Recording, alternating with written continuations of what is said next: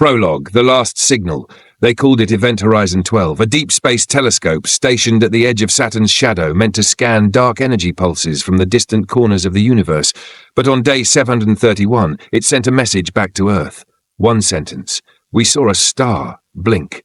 Stars don't blink, but this one did, and 2 days later, it disappeared.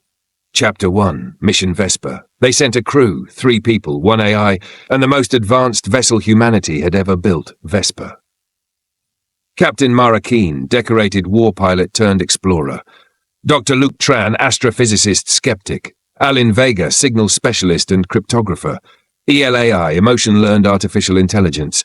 Their mission, investigate the source of the blinking star, catalogue anomalies and return. They never expected to find a planet that wasn't there before. Chapter 2, 61 Phi, the star that blinked had vanished, but in its place was something else, a planet-sized structure orbiting nothing. It wasn't a moon, it wasn't a station, it was a construct. Perfectly spherical, matte black, absorbing all light, no atmosphere, no radiation. But it was humming. Alan leaned close to the comm dish.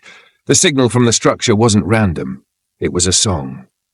Chapter 3, voices in the static. Luke was the first to hear it. Faint whispers through the white noise of the ship's scanners. They weren't recordings or interference. They were memories. A woman calling her son home from school, a soldier crying in the rain, a heartbeat echoing in silence. Mara didn't want to believe it, but Alan cracked the pattern. The structure isn't sending signals, it's receiving them. From us. Everything they said, felt, or remembered, it was pulling in. Feeding. Learning. Chapter 4, Breach. Mara voted to leave. Luke disagreed. This could be the oldest intelligence in the universe. Alan stayed neutral until she passed out in the mess hall. When she awoke, she spoke in a voice that wasn't hers.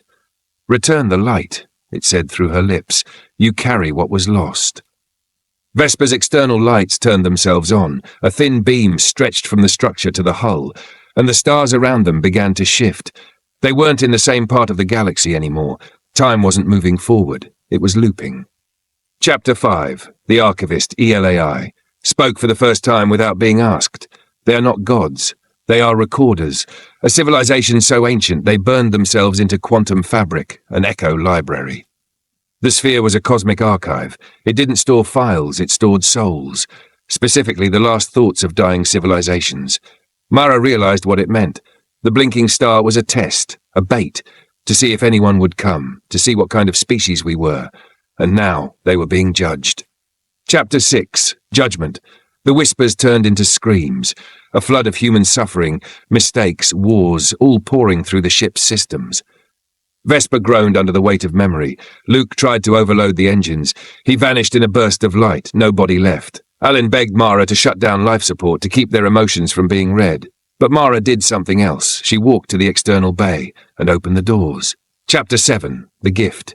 No pressure. No cold, just stillness. Mara drifted toward the structure, light surrounding her like threads of gold and sorrow. She let it in, her memories, her fears, her joy, her pain. She gave it everything, and then whispered, "We are not perfect, but we remember and we love. Isn't that enough?" The structure pulsed once and vanished. Epilogue. The light returns back on Earth. Telescopes across the sky blinked with static. And then, without warning, the missing star returned, as if it had never vanished. But it was brighter, different. In its spectrum was a pattern, encoded into photons, a message. Light accepted, trial passed, archive incomplete, but hopeful. Mara's name was never found again, but every year on the anniversary of the mission, that star blinks, once, and somewhere in the quiet hum of distant space, a voice like hers whispers, "Remember us."